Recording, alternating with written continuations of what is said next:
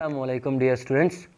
सो once again MDCAT lecture series में आज हम डिस्कस करेंगे किस चीज़ को, सॉल्युबिलिटी प्रोडक्ट केएसपी को। ये टॉपिक इंपॉर्टेंट है डियर स्टूडेंट्स और इससे मस्ट आपके एमडीकेट ईटा में जो है वो एमसीक्यूज़ आते हैं। जैसे कुछ एमसीक्यूज़ मैंने यहाँ पे ऑलरेडी लिखे हैं और स्पेस चूँकि कम है तो इनको मैं रिमूव करके जब मैं आपको ये समझा दूँगा तो बाकी एमसीक्यूज़ भी कराऊँगा। तो सपोज हमारे पास पहला एमसीक्यूज है कि the solubility of AgCl is 10 की power -2 it's KSP will be. तो गिवन क्या है, बोले आप मुझे बताएं। KSP मांगी जा रही है, सॉल्युबिलिटी गिवन है। तो सॉल्युबिलिटी जब गिवन होगी, KSP मांगी जाएगी, तो इसके लिए हम कैसे KSP को फाइंड करेंगे। इसके लिए डियर स्टूडेंट्स आपको पता होना चाहिए कि साल्ट में रेशो क्या होता है, 1:1, 1:2, 1:3। फिलहाल ये बात शायद आपको समझ ना आए, लेकिन जब मैं लेक्चर कराऊंगा इसमें आपको ये क्लियर कट समझ आ जाएगी। तो रेशो का पता होना चाहिए कि साल्ट 1:1 है, 1:2 है या 1:3 है। अगर 1:1 है तो KSP और सॉल्युबिलिटी के दरमियान एक टाइप की रिलेशन होती है, 1:2 में दूसरी टाइप की और 1:3 में तीसरी टाइप की। दूसरा एमसीक्यूज डियर हमारे पास क्या पूछा जाता है कि the unit of KSP can not B, नहीं हो सकती KSP की यूनिट। कौन सी नहीं हो सकती, मोल पर DM cube, mole square DM की पावर -6, मोल क्यूब DM की पावर -9 या नन। तीसरा, which one of the following is the application of KSP। तो अगर हम बुक के मुताबिक जाएंगे तो हमारा ए वाला ऑप्शन करेक्ट है, लेकिन मैं आपको बताऊंगा कि और भी एप्लीकेशन है जिसमें सेलेक्टिव प्रिसिपिटेशन आता है और सॉल्युबिलिटी कैसे डिस्कस करेंगे। A salt which have greater KSP will be more soluble, less soluble, insoluble या डी ऑप्शन हमारे पास नन। अब और एमसीक्यूज भी डियर मैं आपको कराऊंगा, जैसे the concept of KSP is applicable for, किस साल्ट के लिए ये एप्लीकेबल होता है, हाईली सॉलेबल साल्ट के लिए, पार्शियली सॉलेबल साल्ट के लिए या स्पेरिंगली सॉलेबल साल्ट के लिए या नॉन सॉलेबल साल्ट के लिए। तो इन सारे पॉइंट्स को हम क्या करेंगे, डिस्कस करेंगे। फर्स्ट पॉइंट डियर स्टूडेंट्स हमारे पास सॉल्युबिलिटी है, सॉल्युबिलिटी प्रोडक्ट कि सॉल्युबिलिटी प्रोडक्ट क्या होता है। तो it is the product of, ये हमारे पास क्या है, it is the product of molar concentration of cation and A9 in a saturated solution. Saturated solution में हमारे पास जो केटाइन और एनाइन की मोलर कंसंट्रेशन है, इनका जब हम प्रोडक्ट लेते हैं तो ये हमारे पास बराबर होता है किस चीज़ के, KSP के। यानी मैं फिर से बता दूं कि it is the product of molar concentration of cation and A9 in a saturated solution. दूसरा पॉइंट डियर स्टूडेंट्स यहाँ पे क्या आता है कि the concept of KSP is applicable for. तो ये एमसीक्यूज के लिए इंपॉर्टेंट है। KSP का जो कंसेप्ट है, this is applicable for sparingly soluble salt के लिए, स्पेरिंगली सॉलेबल साल्ट्स, ऐसे साल्ट्स जो ना तो बहुत ज़्यादा सॉलेबल होते हैं ना बिल्कुल क्या होते हैं, इनसॉलेबल, बल्कि स्पेरिंगली सॉलेबल होते हैं। तो the concept of KSP is applicable for, MCQs के लिए याद रखना है, is applicable for sparingly soluble salt. जैसे फॉर एग्जांपल हमारे पास AgCl है, AgCl को अगर हम वाटर में ऐड करेंगे तो ये हमारे पास कन्वर्ट होगा Ag पॉजिटिव आयन में और Cl नेगेटिव आयन में। डिफिनेशन यहाँ पे क्लियर हो जाएगी आप लोग के। अगर इस इक्वेशन के लिए के लिए मैं क्या लिखूँ, Kc, तो Kc किस चीज़ के बराबर होता है, बोले डियर स्टूडेंट्स, प्रोडक्ट कंसंट्रेशन। तो प्रोडक्ट क्या है, Ag plus ion and Cl negative ion divided by reactant concentration AgCl into H2O। अब ये AgCl और H2O डिवाइड है, अगर मैं इसको इस साइड पे लेकर आऊँगा तो ये क्या हो जाएंगे, मल्टीप्लाई। सो हमारे पास Kc बराबर होगा किस चीज़ के, Kc इंटू AgCl, साथ साथ हमारे पास क्या, H2O, that is equal to Ag plus ion into, बोले dear students, what, Cl negative ion. अब मैंने आपको शुरू से ही कहा कि AgCl जो है, this is sparingly soluble salt, तो मतलब इसकी कंसंट्रेशन में इतना ज़्यादा कुछ चेंज आने वाला नहीं है। और वाटर तो आप सबको पता है कि लाखों करोड़ों वाटर मॉलिक्यूल में सिर्फ 1 या 2 वाटर मॉलिक्यूल आयोनाइज होते हैं। सो इट मीन्स इन दोनों की कंसंट्रेशन में चेंज नहीं आता। सो ये दोनों कांस्टेंट हो गए। Kc तो वैसे भी कांस्टेंट है, इक्विलिब्रियम का कांस्टेंट, Kc के साथ 2 और कांस्टेंट। फॉर एग्जांपल जब मैं कांस्टेंट को कांस्टेंट के साथ मल्टीप्लाई करता हूं तो ये अगेन बराबर होता है, बोले डियर स्टूडेंट्स, किस चीज़ के, अनदर कांस्टेंट के। तो यहाँ पे constant multiply by constant is equal to another constant which is called KSP, and this is equal to the product of molar concentration of cation and anion जब हमारे पास solution क्या होगा, सैचुरेटेड सोल्यूशन होगा। तो this is a basic definition of what KSP। दूसरा point dear, हम एक solution के लिए केटाइन और एनाइन को कैसे लिखेंगे, यानी एक साल्ट है इसको मैंने डिसोसिएट करना है तो मैं केटाइन और एनाइन को कैसे लिखूंगा। सपोज डियर हमारे पास एक साल्ट है AX और क्या है BY। ये AX, X क्या रिप्रेजेंट करता है तादाद को, A की तादाद को, और Y क्या रिप्रेजेंट करता है सब्सक्रिप्ट को, B की तादाद को। तो अगर मैं इससे प्रोडक्ट लिखना चाहूँ तो हमने क्या लिखना है, जो A का सब्सक्रिप्ट होगा इसको A के आगे लिखना है और जो B का सब्सक्रिप्ट होगा इसको B के आगे। तो XA प्लस हमारे पास क्या आ जाएगा YB। ऐसा आप लोगों ने कर लिया। फिर क्या करना है डियर कि जो B का सब्सक्रिप्ट है इसको A के ऊपर लेकर आना है। सो this will become positive Y, और जो A का है इसको किसके ऊपर लेकर जाना है, B के ऊपर। तो दिस इज X नेगेटिव। जो B का सब्सक्रिप्ट है इसको A के ऊपर लेकर आना है लेकिन पॉजिटिव साइन पुट करना है, और जो A का सब्सक्रिप्ट है इसको B के ऊपर लेकर आना है लेकिन नेगेटिव पुट करना है। मैं फिर से बता दूं आप लोगों ने कैसे करना है। सबसे पहले ये X और Y जो है ये A और B की क्या रिप्रेजेंट करते हैं, तादाद को। तो जो A का सब्सक्रिप्ट है इसको A के आगे लिख ले, और जो B का सब्सक्रिप्ट है इसको किसके आगे लिख ले, B के आगे। फिर जो B का सब्सक्रिप्ट है इसको A के ऊपर ले आए लेकिन क्या पुट कर लें, पॉजिटिव साइन, और जो A का सब्सक्रिप्ट है इसको B के ऊपर ले जाए और क्या पुट कर लें, नेगेटिव साइन। मैं एग्जांपल समझा देता हूँ। फॉर एग्जांपल हमारे पास एक साल्ट है PbF2। अगर इसके लिए मैंने क्या लिखना है, केटाइन और एनाइन, तो Pb का जो सब्सक्रिप्ट है वो क्या है हमारे पास 1।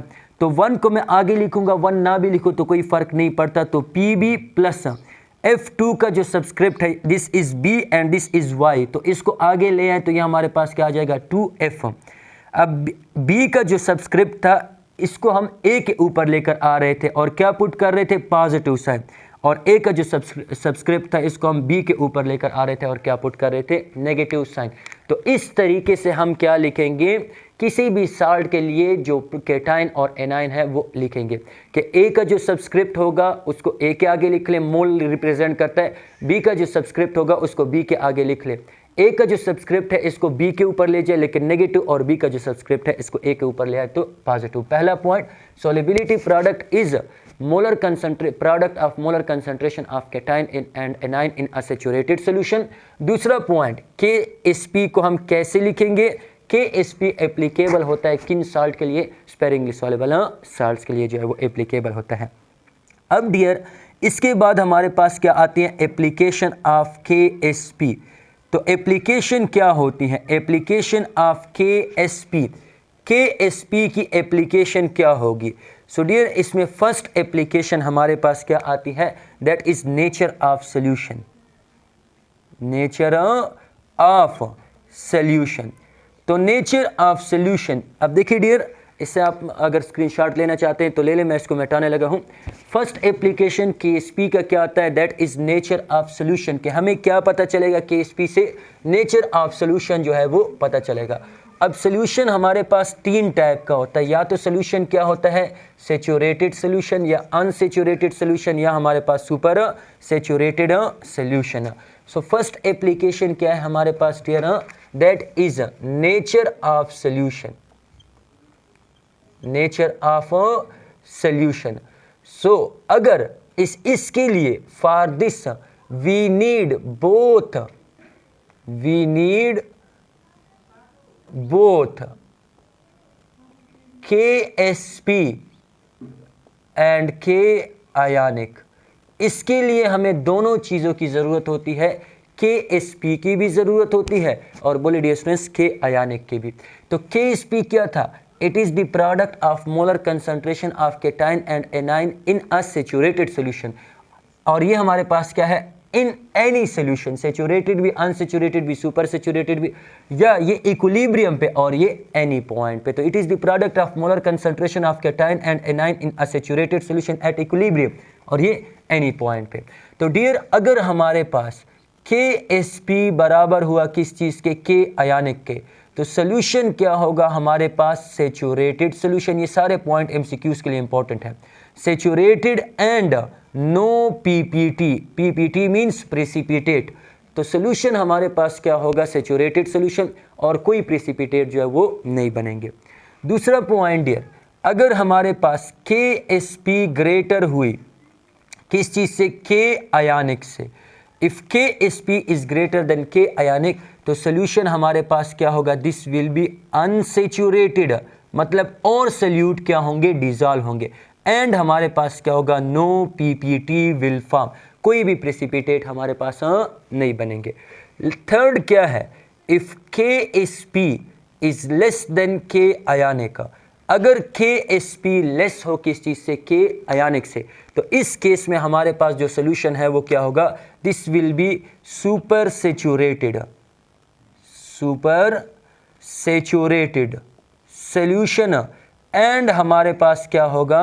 PPT विल फॉर्म, PPT हमारे पास क्या होंगे? बनेंगे। तो पहला पॉइंट कि अगर हमारे पास KSP और के आयानिक दोनों क्या हुए? बराबर हुए, तो सोल्यूशन क्या होगा? Saturated solution and no PPT will form.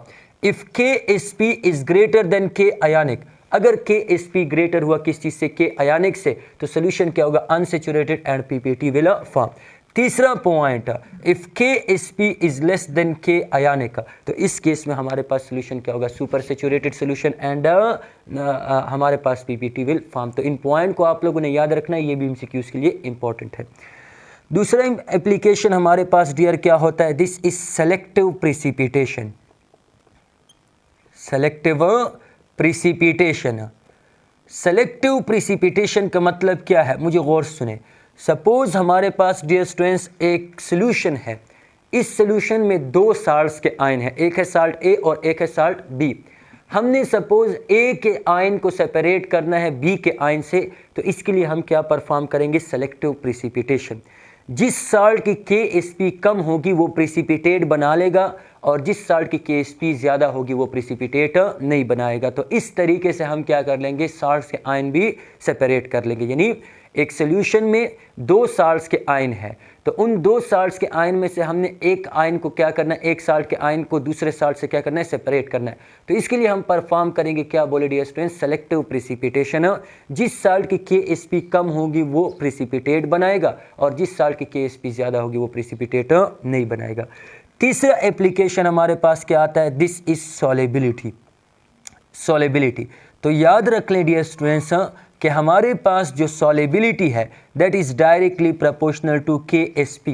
मतलब क्या हुआ कि जिस साल्ट की सॉलेबिलिटी ज़्यादा होगी, KSP वैल्यू ज़्यादा होगी, वो साल्ट हमारे पास क्या होगा? मोर सॉलेबल, और जिस साल्ट की KSP कम होगी वो साल्ट हमारे पास लेस सॉलेबल।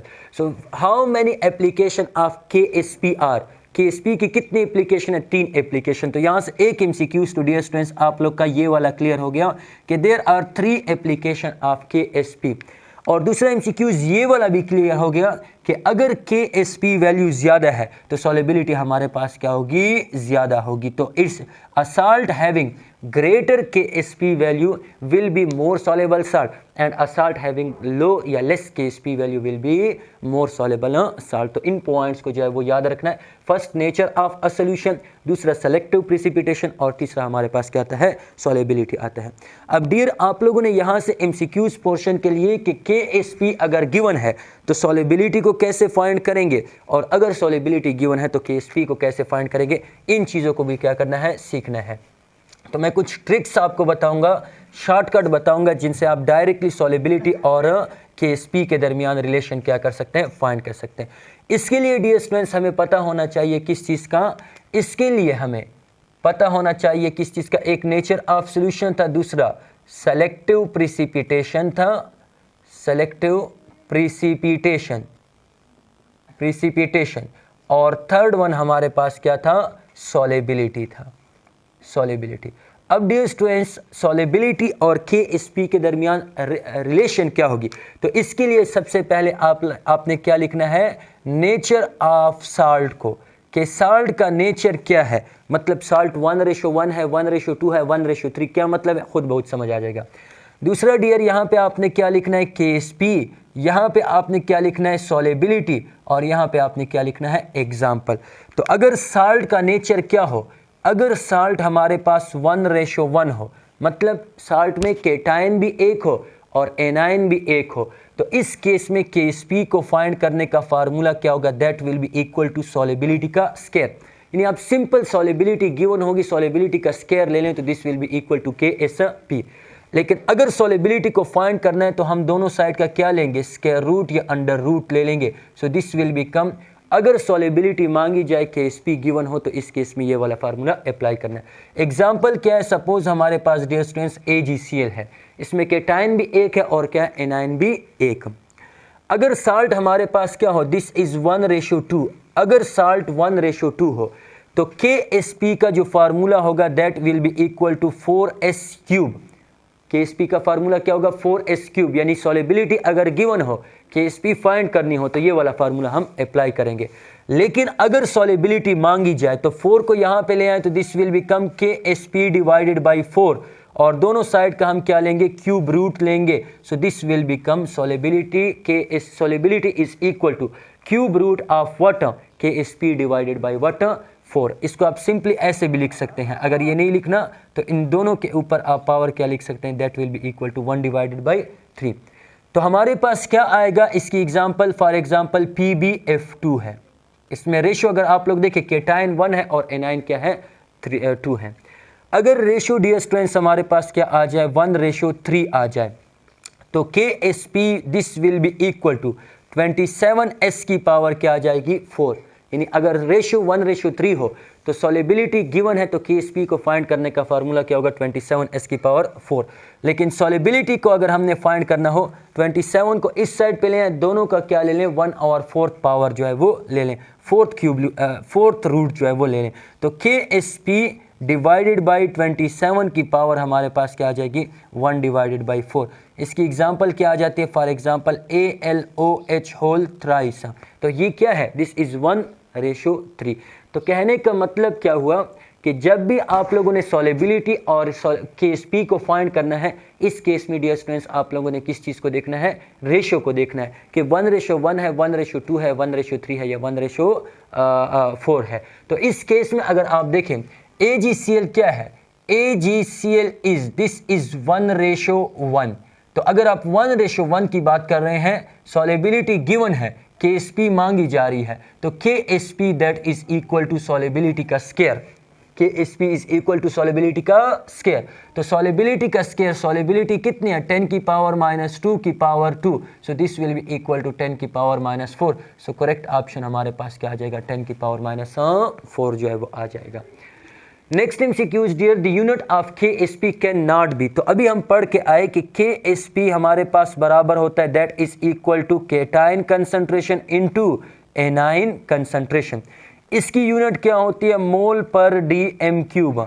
इसकी यूनिट भी क्या होती है, मोल पर dm³। तो मतलब क्या हुआ कि KSP की जो सबसे कम से कम यूनिट हो सकती है वो क्या हो सकती है, मोल पर dm³ की पावर मोल स्क्वायर dm की पावर -6, ये कम से कम यूनिट हो सकती है। लेकिन यहाँ पे अगर आप लोग देखें तो आप लोग को क्या गिवन है, दैट इज मोल dm की पावर -3। इसका मतलब क्या हुआ कि अगर ये एक की बात हो रही है, हम KSP को क्या कहते हैं कि it is the product of molar concentration of cation and A9. लेकिन यहाँ पे अगर यूनिट सिर्फ क्या है, मोल पर dm³ है, तो इसका मतलब क्या होगा कि ये एक आयन की बात की जा रही है, या तो केटाइन की बात की जा रही है या हमारे पास बोले डियर स्टूडेंट्स किसकी बात की जा रही है, एनाइन की। तो सिंपली कहने का मतलब क्या कि KSP की जो सबसे कम से कम वैल्यू हो सकती है, यूनिट हो सकती है, वो क्या हो सकती है, मोल स्क्वायर dm की पावर -6। नेक्स्ट ये याद रखना है कि ये जो यूनिट है, यूनिट ये डिपेंड करेगी किस चीज़ पे, depend upon nature of reaction पे।